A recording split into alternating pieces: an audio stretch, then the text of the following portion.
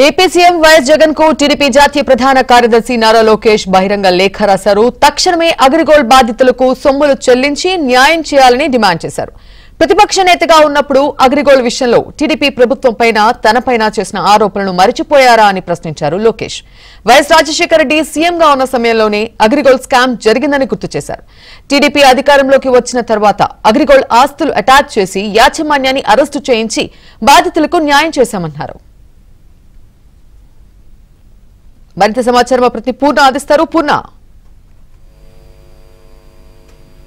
శాంతి ముఖ్యమంత్రి వైఎస్ జగన్మోహన్ రెడ్డికి నారా లోకేష్ లేఖ రాయడం జరిగింది. ఏదైతే అగ్రిగోల్డ్ బాధితులకు తక్షణమే సొమ్ములు చెల్లించి వారికి న్యాయం చేయాలంటూ కూడా లేఖలో పేర్కోవడం జరిగింది. ఏదైతే ప్రధానంగా చూస్తే కనుక ఏదైతే టీడీపీ అధికారంలో ఉండగా అప్పుడు ప్రతిపక్షంలో ఉన్న వైఎస్ జగన్ పదే పదే అగ్రిగోల్డ్ మీద విమర్శలు చేయడం, ప్రభుత్వం మీద విమర్శలు చేయడం అన్ని కూడా చేయడం కూడా జరిగింది. అగ్రిగోల్డ్ విషయంలో టీడీపీ ప్రభుత్వం బాధితులకు చాలా మటుకు న్యాయం చేసినప్పుడు కూడా వారి మీద విషం కక్కిన పరిస్థితి అప్పట్లో నెలకొంది. ఎందుకంటే మొత్తం కూడా దాదాపు అగ్రిగోల్డ్ బాధితులకు సంబంధించి ఏదైతే టీడీపీ అధికారంలో ఉండగా దాదాపు అగ్రిగోల్డ్ సంబంధించిన దాదాపు 21,000 ఎకరాలను అటాచ్ చేసి యాజమాన్యాన్ని కూడా అరెస్ట్ చేసి బాధితులకు అయితే న్యాయం చేసింది. అయినప్పుడు కూడా వైసీపీ ప్రభుత్వం అంటే అప్పట్లో ఉన్న ప్రతిపక్ష నేత వైఎస్ జగన్ తప్పుడు ఆరోపణలు కూడా చేయడం కూడా జరిగింది.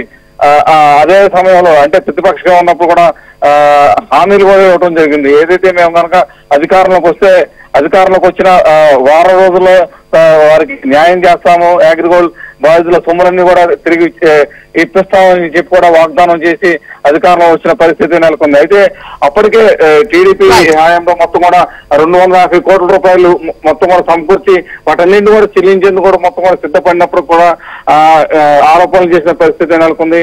వాటికి సంబంధించిన ఏదైతే టీడీపీ అగ్రిగోల్డ్ బాధితులకు సేకరించిన 250 కోట్లు కూడా పూర్తిగా చెల్లించకుండా వాటిలో దాదాపు 14 కోట్లు తగ్గించి కేవలం 236 కోట్లు పంపిణీ చేసి చేతులు దులుపుకుంది.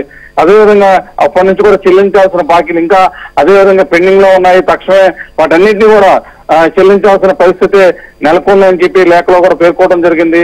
ఏదైతే దాదాపు 600 మంది అగ్రిగోల్డ్ బాధితులు ఏ ఒక్క కుటుంబాన్నైనా ఇప్పటి వరకు పరామర్శించిన దాఖలాలు ఎక్కడా కూడా వైసీపీ ప్రభుత్వం చేపట్టలేదు. కనీసం వాళ్ళు పరామర్శించిన దాఖలాలు ఉన్నాయని కూడా ప్రశ్నించడం జరిగింది. మిగిలిన బాధితులందరినీ కూడా పరామర్శించాలని, వారికి కావాల్సిన డబ్బులన్నీ కూడా తక్షణమే చెల్లించాలని చెప్పి కూడా లేఖలో పేర్కోవడం జరిగింది. క్రాంతి.